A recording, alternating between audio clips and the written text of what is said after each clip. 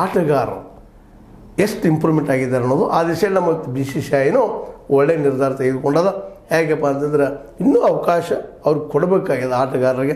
ಯಾಕಂದರೆ ಸೋಲನ್ನು ಗೆಲುವನ್ನಾಗೆ ಪರಿವರ್ತಿಸೋದು ಅಷ್ಟು ಸುಲಭದ ಕೆಲಸ ಅಲ್ಲ.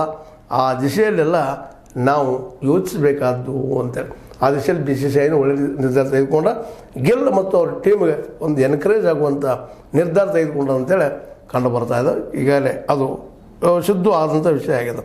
ಒಟ್ಟಾರೆಯಾಗಿ ಈ ಮ್ಯಾಚ್ ನಮ್ಮ ಭಾರತೀಯ ಆಟಗಾರರಿಗೆ ಗೆಲುವನ್ನು ಯಾವ ರೀತಿ ಮಾಡ್ಕೊಳ್ಬೇಕು ಅನ್ನೋದನ್ನು ಕಲಿಸುವಂಥದ್ದಾಗಿದೆ. ಜೊತೆಗೆ ನಾವು ಭಾರತೀಯರು ಸಹ ನಮ್ಮವ್ರು ಗೆದ್ದಾಗ ಖುಷಿ ಪಡೋಕ್ಕಿಂತಲೂ ಸೋತಾಗ ಸಹಿತ ನಾವು ಖುಷಿ ಪಡುವಂಥ ವಿಷಯ. ಯಾರು ಚೆನ್ನಾಗಿ ಆಡಿರ್ತಾರೆ ಅವ್ರಿಗೆ ಬೆಂಬಲ ಸೂಚಿಸೋದು ನಾವು ಮಾನಸಿಕವಾಗಿ ಬೆಳೆಸ್ಕೋಬೇಕಾಗಿದೆ. ಬರೀ ಗೆಲುವು ಗೆಲುವು ಗೆಲುವು ಇಲ್ಲಿ ಗೆಲುವಿನ ಹಿಂದೆ ಸೋಲುವುದನ್ನು ನಾವು ಮರಿಬಾರ್ದಾಗಿದೆ. ಹುಟ್ಟಿನ ಜೊತೆಗೆ ಸಾವುದ ಅನ್ನೋದನ್ನು ಮರಿಬಾರ್ದಾಗಿದೆ. ಅದಕ್ಕಾಗಿ ನಾವು ಆಟಗಾರರಿಗೆ ಎನ್ಕರೇಜ್ ಮಾಡೋದು ಇವತ್ತು ಭಾಳ ಅವಶ್ಯ ಅಂತ ಹೇಳ್ತಾ, ಏನೂ ಇರಲಿ ಗಿಲ್ ಬಳಗ, ಶುಭ್ಮನ್ ಗಿಲ್ ಬಳಗ ಹೊಸ ಪ್ರಯೋಗಗಳು ಮಾಡ್ತಾ ಇಲ್ಲ, ಹೊಸ ಹುಡುಗರು ಬಂದಿದ್ದಾರೆ, ಯಶಸ್ಸನ್ನು ಮುಂದಿನಲ್ಲಿ ಸಾಧಿಸ್ಬೋದು ಅಂತ ಹೇಳ್ತಾ ಈ ಮ್ಯಾಚ ನಮ್ಮ ಭಾರತೀಯ ಆಟಗಾರರಿಗೆ ಜೊತೆ ನಮಗೂ ಸಹ ಒಂದು ಪಾಠ ಆಗಲಿ ಅಂತ ಹೇಳ್ತಾ, ಯಾಕೆಂದ್ರೆ ಗೆದ್ದಾಗ ಖುಷಿ ಪಡೋದು, ನಮ್ಮ ಬ್ಯಾಟ್ಸ್ಮನ್ ಭಾಳ ಗಟ್ಟಿಯಾಗಿ ಆಡ್ಯದ ಅಂತ ಹೇಳೋದು, ಬಾಲರ್ ಚೆನ್ನಾಗಿ ಹೋಗೋದ ಅಂತ ಹೇಳೋದು, ಸೋತಾಗ ಆ ಮಗ ಹಿಂಗೆ ಆಡಬೇಕಾಗಿತ್ತು, ಈ ಮಗ ಇದೇ ಶಬ್ದನೂ ಬಳಸ್ತಾ ಇರ್ತೀವಿ ನಾವು.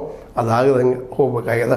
ಏನೋ ಆಗಲಿ ಒಳ್ಳೆಯದಾಗಲಿ ಕ್ರಿಕೆಟ್ ಟೀಮ್ಗೆ ಗೆಲ್ ಬೆಳಗ್ಗೆ ಇನ್ನಷ್ಟು ಒಳ್ಳೆಯ ಆಟ ಆಡಲಿ ಅಂತ ಹೇಳ್ತಾ ಇದು ನಮ್ಮ ಚರ್ಚೆ ನಿಮಗೆ ಲೈಕ್ ಆಗಿರ್ಬೋದು. ಲೈಕ್ ಮಾಡಿ, ಶೇರ್ ಮಾಡಿ, ಕಮೆಂಟ್ ಮಾಡಿ, ಜೊತೆಗೆ ಸಬ್ಸ್ಕ್ರೈಬ್ ಹೋಗಿ ನಿಲ್ಲಿಸಿ ಹೋಗ್ಬಾರ್ದು. S60 ನ್ಯೂಸ್ ಅರ್ಥ ತಿಳಿಸಿದ್ದಾರೆ. ಇದು ಸತ್ಯದ ಕೈಗೊಂಡು ವಂದನೆಗಳು.